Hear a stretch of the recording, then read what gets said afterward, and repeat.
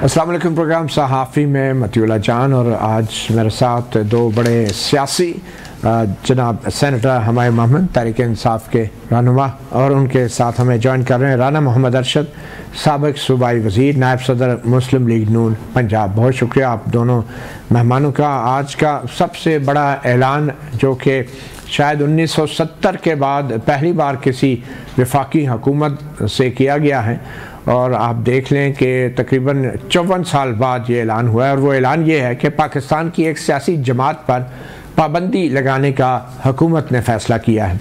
वज़ीर इत्तलात व नशियात जनाब अता तारर ने क्या कहा, आइए आपको सुनाते हैं। फॉरेन फंडिंग इस्टेब्लिश्ड, 9 मई के हमले इस्टेब्लिश्ड, साइफर का केस इस्टेब्लिश्ड, अमेरिका में रेजोल्यूशन इस्टेब्लिश्ड।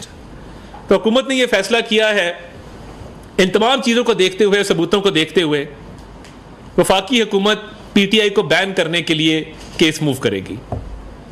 तहरीक इंसाफ पे पाबंदी लगाने जा रहे हैं और हम ये समझते हैं कि आईने पाकिस्तान के तहत आर्टिकल 17 है जो पॉलिटिकल पार्टीज़ को बैन करने के हवाले से इख्तियार देता है वफाकी हुकूमत को, और ये सुप्रीम कोर्ट में मामला भेजा जाएगा। हुकूमत ने यह फैसला किया है कि तब के सदर आरिफ अलवी, तब के वज़ीर आज़म इमरान नियाजी और तब के डिप्टी स्पीकर कासिम सूरी के खिलाफ रेफरेंस मूव किया जाए और ये आर्टिकल 6 का रेफरेंस जो है ये भी काबीना से मंजूरी के बाद सुप्रीम कोर्ट को भिजवाया जाएगा। तो जनाब राना मोहम्मद अरशद साहब, आपकी नून लीग की हुकूमत को ये अचानक गद्दारी के मुकदमात और फिर पीटीआई पे पाबंदी लगाने का ख्याल एक ऐसे वक्त में क्यों आया जब सुप्रीम कोर्ट ने ये हुक्म दे रखा है कि पार्लियामेंट में पीटीआई को बतौर एक सियासी जमात मखसूस नशिस्तें दी जाएंगी? तो पहले आपको ये ख्याल क्यों नहीं आया और इस ऐलान का क्या ताल्लुक है मखसूस नशिस्तों के सुप्रीम कोर्ट के फैसले पे अमल दरामद के हवाले से? जी बिस्मिल्लाहिर्रहमानिर्रहीम, अल्हम्दुलिल्लाह रब्बिल आलमीन। मैं मतियुल्लाह जान साहब आपका मशकूर हूँ। आप खुद बड़ी फ़हम फ़रासत रखते हैं और हर लेवल पर आपकी, मैं समझता हूँ कि आप हर चीज़ को महसूस करते हैं। सर बड़ी मेहरबानी राना साहब जी। मैं खुद एक पॉलिटिकल वर्कर हूँ। मैं ये समझता हूँ ये सख्त दिल मुश्किल हालात के पेश नज़र ये सब कुछ किया जा रहा है। ये नहीं होना चाहिए था, यहाँ तक हालात नहीं आने चाहिए थे।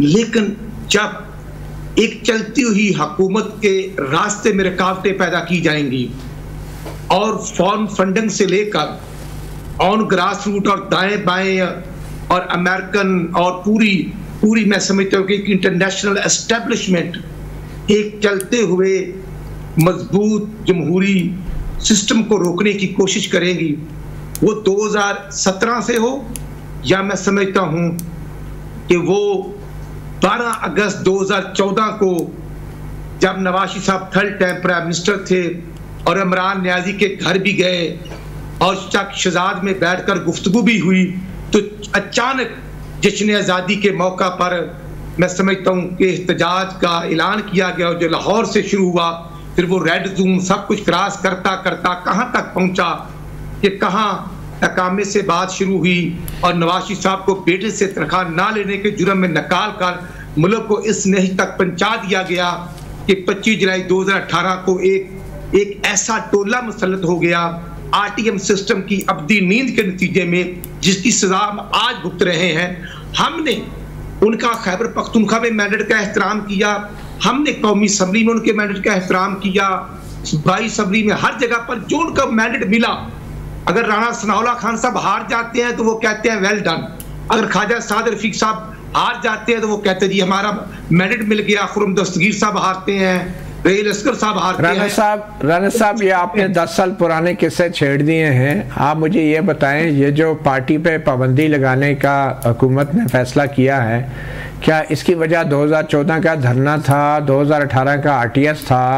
तो क्या पार्टी पे पाबंदी लगा रहे हैं तो क्या 2018 के आरटीएस को बिठाने वाले जनरल बाजवा, जनरल फैज से बारे में भी कोई फैसला करने जा रहे हैं? मैं समझता हूं कि ये आपने बड़ी, क्योंकि मैंने जो पहले अर्ज किया था कि आप हर चीज की नबत पर अल्हम्दुलिल्लाह महसूस करते हैं, तो वो बिल्कुल वो भी इसी सिलसिले की कड़ी थी हमने तो उस वक्त भी उनके साथ बैठे जब मैं समझता हूँ सिक्योरिटी काउंसिल की मीटिंग होती थी और उस वक्त का प्राइम मिनिस्टर गायब होता था। तो आज हालात की मैं अर्ज ये कर रहा था कि आज जो हालात है, आज जो IMF देखना, नियाजी साहब ने तो कह दिया था 2018-19 में कि IMF के पास नहीं जाएंगे, खुदकशी करेंगे, फिर गए भी और बेड़ा गर्क कर दिया और IMF का वो प्रोग्राम सस्पेंड हुआ जिसकी आज आप, मैं और पाकिस्तान की अवाम भुगत रही है। राना साहब मेरा आपसे सवाल ये है कि क्या IMF के पास जाने की पादाश में नियाजी साहब के पार्टी पे पाबंदी लग रही है या फिर नून लीग अपने ऊपर भी पाबंदी लगाएगी IMF के साथ कामयाब मुज़ाकरात करने की पदार्थ? आप कहना क्या चाह रहे हैं? ये पार्टी पे, एक सियासी जमात पे पाबंदी लगाने की क्या वजह है? क्यों ऐसा फैसला किया आपकी हुकूमत ने? आज के हालात की बात करें ना। आज के हालात के जब मुल्क इक़्तिसादी लिहाज से इंतहाई कमजोर और मुश्किल मरहल में है, तो इसका हल ये है कि PTI पे पाबंदी लगा दी जाए। हम आगे की तरफ बढ़ना चाहते हैं तो वो मुश्किलात पैदा की जा रही हैं। अच्छा, तो फिर मैं समझता हूँ गवर्नमेंट को आगे चलने के सिलसिले में जो रुकावटें हैं, आफ्टर ऑल हमें भी अवाम को भी जवाब देना है और मुल्क के जो मैं समझता हूँ अदारे हैं उनको मजबूत करना है, कमजोर से कमजोर करके। तो PTI पे पाबंदी लगा के हुकूमत कैसे मजबूत होगी?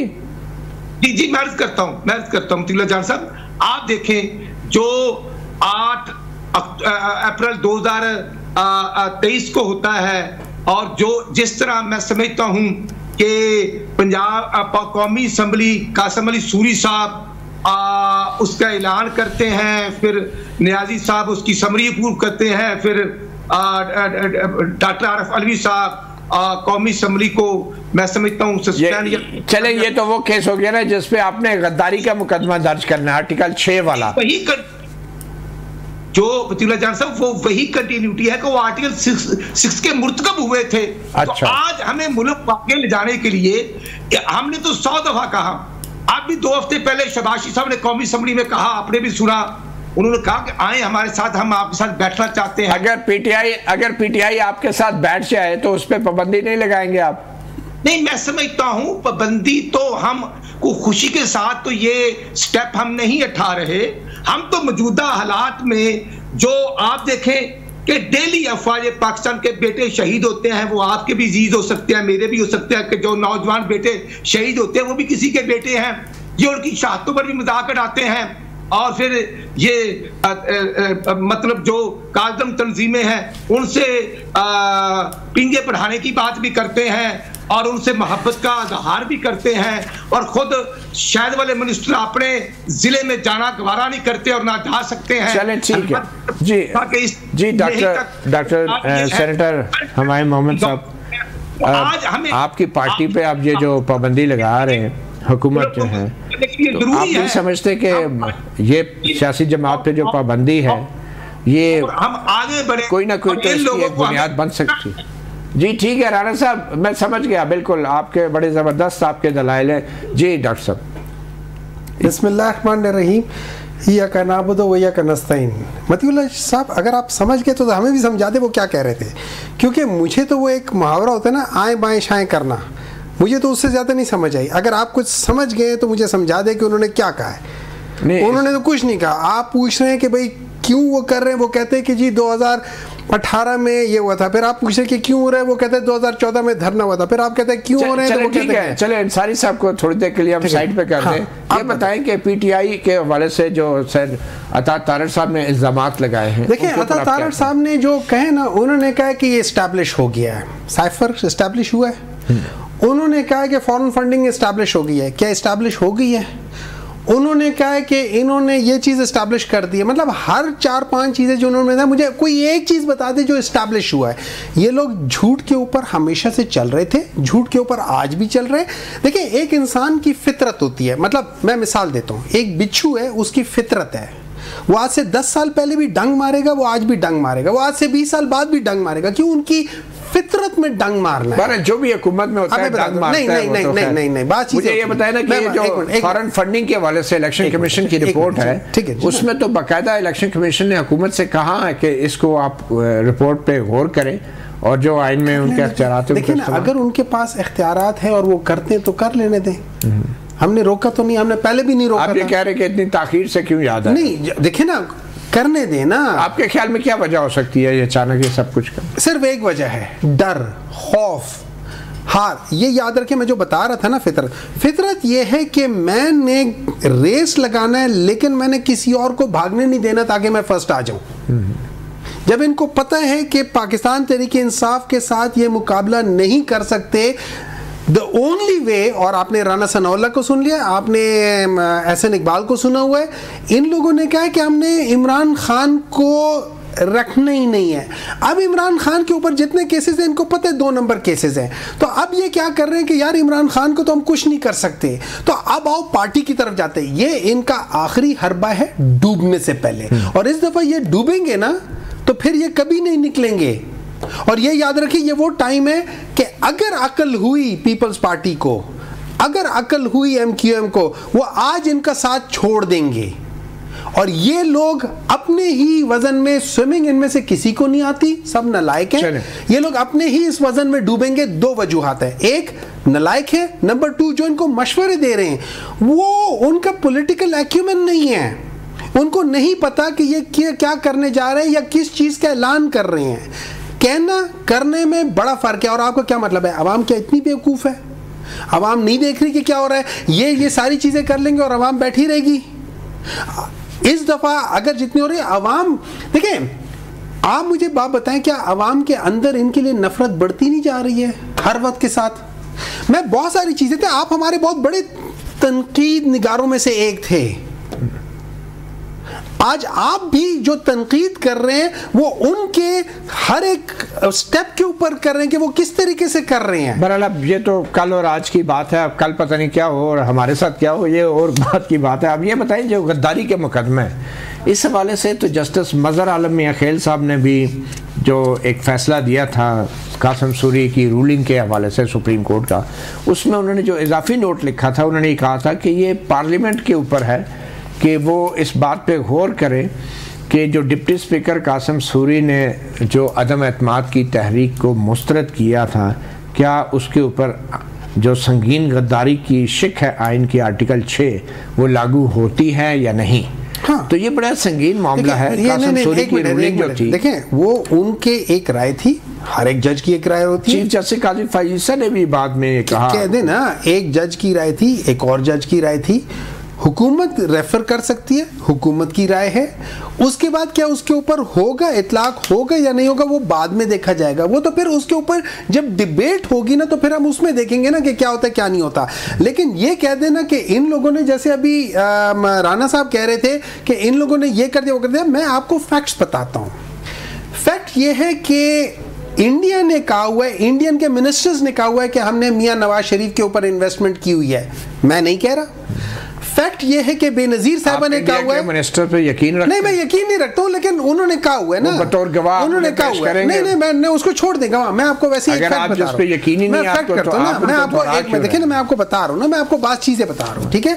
चूंकि हमारे यकीन नहीं थे तो हमने कभी इसको सीरियसली नहीं, लेकिन बेनजीर साहब टीवी चैनल पे बैठ के बिल्कुल कह रहा हूं मैं लोगों को। आप मुझे बात बताएं, बेनजीर साहब ने नहीं कहा था कि इन्होंने टेररिस्ट ऑर्गेनाइजेशन से फंडिंग ली थी 1 बिलियन की या पता नहीं कितने की, कहा है कि नहीं कहा? बात यह है, इमरान खान के ऊपर भी बहुत से सियासतदान इल्जामात लगाते हैं। एक मिनट, मुझे एक बात बताएं, ये जो डॉन लीक्स था वो क्या था? वो कौन सा प्राइम मिनिस्टर था जो इंडिया जाके कहता था कि ये सब कुछ पाकिस्तान से हो रहा है, नुकसान किस चीज का हो रहा है? अच्छा, नंबर 2, मुझे एक बात बताएं, आप जहां आप पैदा हुए, जहां आपको वहां से एक निस्बत होती है, एक मोहब्बत होती है। आप इंडिया में पैदा नहीं हुए या हुए, जो मर्जी है, आप जिस जगह रह रहे हैं पाकिस्तान में, आप उस इलाके का नाम इंडिया के इलाके के नाम पे रख लें। फिर अच्छा, कल को आप पाकिस्तान लाहौर का नाम चेंज करके दिल्ली रख लें। डॉन लीक्स और साइफर केस में कोई ज्यादा फर्क तो नहीं है, बनाने वाले तो एक नहीं, एक मिनट है, देखिए साइफर की मुझे पता है एग्जिस्टेंस आज भी, उसकी वर्डिंग आज भी वही है। वो सब लोगों ने कहा हुआ है, उसी तरीके से। वो तो सिर्फ एक हमारे चीफ मिनिस्टर साहब है, वो कहती हैं कि आइंदा से कोई और मुल्क हमें साइफर नहीं भेजेगा, जैसे बुके होता है। एक छोटी सी ब्रेक लेते हैं, ब्रेक के बाद हमारे साथ मौजूद हैं राना मोहम्मद अरशद, साबिक सूबाई वजीर, नायब सदर मुस्लिम लीग नून पंजाब और डॉक्टर हुमायूं।